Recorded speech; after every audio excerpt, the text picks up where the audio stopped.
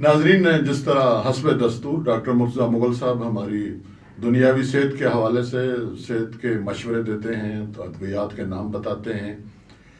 आज भी जो है वो मौजू तो शुगर है, लेकिन डॉक्टर साहब से पहले पूछते हैं हम कि ये जो शुगर के नाम पर जो है डॉक्टर बड़े बड़े फ्रॉड कर रहे हैं दवाइयों की शक्ल में, कभी कैंप लगा लेते हैं, कभी किक बैक लेते हैं। डॉक्टर साहब, ये क्या, शुगर तो एक बीमारी है, बीमारों के साथ मजीद जुल्म ये हो रहा है कि वो उनको इस दवाइयों के नाम पर जो है वो लूटा जा रहा है, और एक दफ़ा जो डॉक्टर के पास पहुंच जाता है वो फिर सारी ज़िंदगी मरीज ही हो जाता है।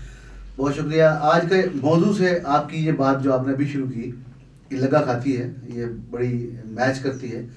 तो आपने बिल्कुल सही कहा कि ये डॉक्टर्स जो अपनी सर्विसेज देते हैं, इनको भी कोई किसी इसकी राइट साइजिंग करनी चाहिए। हाँ, ठीक है, एक बंदे ने FRCS किया हुआ है, उसकी एक फीस की लिमिट तो हुकूमत तय कर सकती है ना, तो वो एक तय करनी चाहिए कि इसको 2000 रुपीज़, 1500 रुपये, 1000, जो भी, मैं नहीं कहता कि आप 10,000 कर लें, लेकिन एक मारूफ के मुताबिक एक हुकूमत का कोई बोर्ड, कोई कमीशन, कोई कैबिनेट, फीसों का भी कोई तयन होना चाहिए। ये तो नहीं एक बंदा 300 पे ले रहा है, दूसरा बंदा 3,500 पे ले रहा है, कोई जुड़ता नहीं।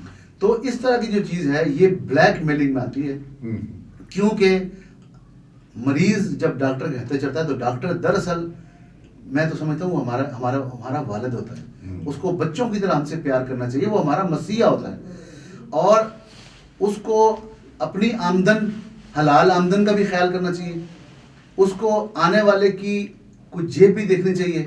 अच्छा, वो बिल्कुल हम लोग लिहाज नहीं करते कि एक बंदा थड़े से उठ के आया है जिसकी आमदन 18,000 रुपये है महीने की, उससे भी मैं 3,500 रुपये या 2,500 रुपये ले रहा हूँ। बाज़ औक़ात मजबूरी होती है उनकी कि सियासी एक्सपर्ट को दिखाना कि जो उस काम का बहुत माहिर है, जो बहुत मशहूर है, और वो अपनी शोहरत का या महारत का इस तरह से आपको अल्लाह को जान देनी है। सल नफ्सक वाली बात है जी, कि आप अपने मन से पूछें, अगर आप 18,000 रुपये ले रहे होते और आपको कहता है 2,500 रुपये को दो, तो आपके दिल पे क्या बीत थी। तो ये मोटिवेशन ये है, और अल्लाह भी कुरान पाक में इसी तरह से, और सरकार सल्लल्लाहु अलैहि वसल्लम भी इसी तरह से बयानात करते हैं, ऐसे ही मोटिवेट करते हैं। तो हमको पहले तो अपने रिज़्क़ के हलाल पर निगाह रखनी चाहिए। और इनकी आप कहना ये चाहते हैं कि डॉक्टरों की जो फीसें हैं जी, उनको भी एक तयन होने चाहिए, दर्जे बना देने चाहिए। बिल्कुल। लेकिन ये नहीं है कि डॉक्टर साहब पहले तो एक मोहल्ले में छोटी सी दुकान में क्लिनिक बनाते थे और 10 साल के बाद पता चला कि बड़ा सा हॉस्पिटल बना, मतलब यहाँ मैंने ऐसे ऐसे देखे हैं कि टीवी का प्रोग्राम खरीद देते हैं। मैं जनाब ऑस्ट्रेलिया में डॉक्टर हूँ, मैं जनाब इंडिया में डॉक्टर हूँ, मैं यूके में डॉक्टर हूँ। अच्छा, फर्ज करो मैं अपनी लाइन की बात करता हूँ, दूसरों को क्या बात करें। हमारे होम्योपैथिक लाइन में मतलब हमारा 4 साल का एक कोर्स होता है, उससे बहुत ऊपर करें 2 साल में MD होती है, बहुत को ऊपर तीर मारता है, 3 साल में PhD थीसिस बेस्ड हो जाती है। अच्छा, आपने इस सारे खर्चे को निकालेंगे ना आप। हाँ। दूसरों का एलोपैथिक का तो चलो 35 लाख रुपए खर्च होता है उनका, हमारा तो मेरा ख्याल के 2-4 लाख से ऊपर खर्च होता है। आप जब ये करते हैं इस तरह से, इसका तयन करें ना, आप कहें जी मैं हफ्ते की दवाई के या 15 दिन की दवाई के मैं 8,000 रुपये चार्ज करता हूँ, जो कि हमारे दोस्त भाई चार्ज करते हैं 8-10। वो मर्ज को पकड़ के पहले उसका इश्तहार लगाते हैं कि शुगर के कामयाब जनाब मुजर्रब नुस्खा, और जो रोड के किनारों पे लिखे होते हैं नुस्खे, खैर वो उनका तो जिक्र करना भी मैं मतलब बुरी बात समझता हूँ। अच्छा, लोग जाते हैं, लोग मैंने अपनी आंखों से देखा है बेग साहब के 12-12 हज़ार, 15-15 हज़ार रुपये कि ये 6 महीने का कोर्स है। यार ऐसा कौन सा कोर्स है? होम्योपैथिक की तो फिलासफी कोर्स के बगैर है। ये तो आपको सिम्टम्स पैदा होती हैं, आप दवा देते हैं, उसके बाद वो सिम्टम खत्म होती है, दवा खत्म हो जाती है, फिर नई दवा, नई सिम्टम्स पे नई दवा। लेकिन अगर चलो कोई भी कोर्स है तो ये इतना जुल्म। अच्छा, यहाँ तो ऐसे भी करते हैं हमारे दीगर भाई के, औरत ऑपरेशन थिएटर में है और अंदर से आवाज़ आती है कि अब इनका ऑपरेशन करना है, रुपये 90,000 जमा करा दो। मतलब आप देखें कि ये जुल्म है। अच्छा, ये चलने दें, तो ये जुल्म है। दूसरी बात है कि हमारे पास हम फ्री कैंपिंग कर रहे होते हैं, लेबॉर्ट्री वाले तशरीफ लाते हैं कि जी हमारे से आप 45%, 50% कमीशन लें और रेफर करें। भाई एक बंदे को टेस्ट की ज़रूरत नहीं है, हम गाय को रेफर करें।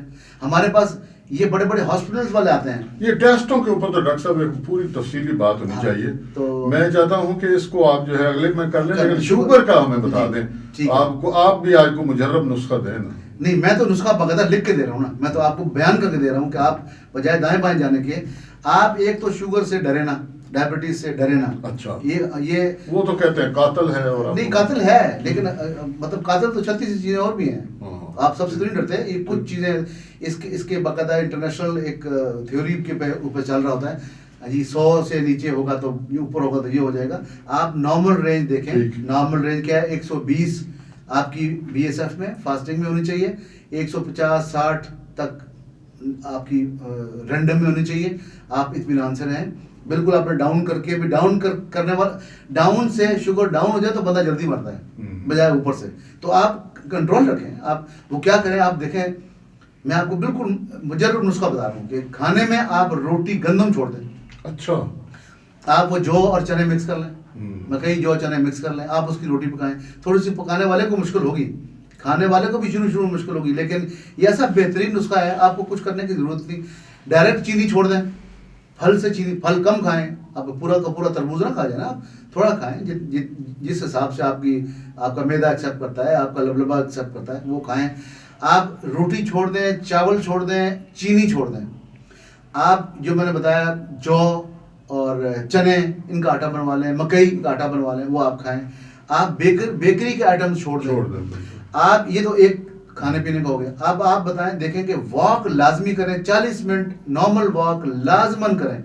ये आपके, मैं आपको ये लिख के देता हूँ कि ये आपकी शुगर को दवाइयों के बाद और इस तरह की परहेज के बाद ये आपकी शुगर को कम से कम 40 से 60 पॉइंट ये आधे घंटे के वॉक नीचे ले आती है। ये खुद दवाई है, हम करते नहीं। अच्छा, ये करें। और अपनी, क्योंकि शुगर से या डायबिटीज से होता क्या है कि आपकी इम्यूनिटी का लेवल कम हो जाता है। शुगर वाला बंदा, डायबिटिक जो बंदा होता है, वो फॉरेन चीज़ों को एक्सेप्ट करता है। वो क्यों कि इम्यूनिटी कम होती है। वो वायरल इन्फेक्शन हो, बैक्टीरियल इन्फेक्शन हो, फंगल इन्फेक्शन हो, ट्यूमर्स होते हो, फोड़े फुंसियाँ होती, वो फौरन उसको आते हैं। जख्म होगा, भरेगा नहीं। तो आप उसके लिए मैं आपको एक बिल्कुल मुजर्रब नुस्खा दे रहा हूँ, 4 दवाइयों पे मुश्तमिल है। अच्छा। ये 4 दवाइयाँ आप बाजार से लाएं, लोकल कंपनी की लाएं, कोई जर्मन की लाने की ज़रूरत नहीं है। उन चारों को एक बोतल लाएं 100 ml की, उसमें मिक्स कर लें, ठीक है जी। और उसमें 4 दवाइयों के नाम जो सिंगल रेमेडीज हैं 4, वो एक सेजेजियम जम्बोलम, सेजेजियम जम्बोलम, समझ ना आया मैं मैसेज करें, हम लिख के स्पेलिंग भेज देंगे। सेजेजियम जम्बोलम, ये जामुन से बनती है। इसके बाद एक दवाई है जेमनीमा, GYMNEMA, जेमनीमा, ये इंडियन, इसको गुड़ मार बूटी बोलते हैं इंडिया में। 2 तीसरी दवाई इसी में ताकत की है, एब्रोमा अगस्टा, एब्रोमा अगस्टा, ये सब मदर टिंचर की दवाइयाँ हैं। और चौथी दवाई है चिराता, CHIARATA, चिराता, CHIRATA, ये भी क्यों है। ये 4 दवाइयाँ आप एक बोतल में इकट्ठी करें, और इसके साथ आप R40 लेने साथ, इसका डॉक्टर रखवी का जर्मन को नुस्खा है, वो भी इसी में डाल दें। वो बता रहा हूँ, ये मैं बनाने का जिक्र बता रहा हूँ, बजाय आप महंगा करें और नुकसान आपका हो। आप R40 लेके घर में रखें। ये दवाइयाँ उस एक बोतल में डालें, ढक्कन वाला जो जिसका ड्रॉपर हो, और थोड़ी सी जगह में R40 का चौथा हिस्सा डाल दें। अच्छा। बाकी आप R40 संभाल लें। इनको आप 10 दफ़ा शेक कर लें ऐसे। अच्छा। जब शेक करेंगे दवाइयाँ आपस में मिल जाएंगी, ये 1 कंपाउंड बन जाएगा, ठीक है जी। अब हमारे लोग शायद बताना ना चाहें, या जो भी है, कोई माइंड भी करे कि यार ये सीधे सीधे ही बता रहा है।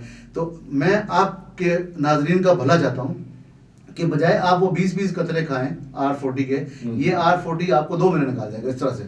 अच्छा, वो डालें।